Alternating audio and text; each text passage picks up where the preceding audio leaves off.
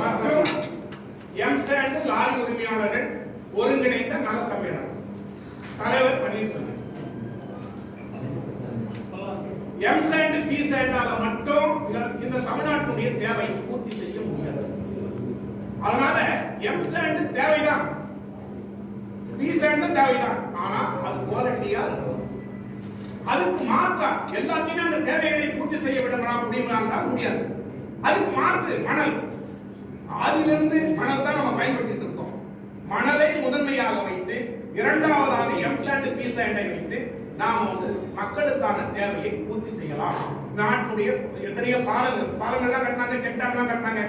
ஒரு 3 மாசத்துக்கு முன்னாடி மழை பெய்ஞ்சது காணாம போச்சு. அதெல்லாம் எல்லாமே உங்களுக்கு தெரியும், எதுவும் போய் கிடையாது. அதனால இதெல்லாம் நடக்கக்கூடாதுன்னா இது அவசியம் தேவை. எங்களுக்கு தேவை கிராவல் சவுடு எதுவுமே தங்கு தடைகள் ஆன்லைன்ல வித்துக்கங்க. நாங்க பணம் கட்டி ஆன்லைன்ல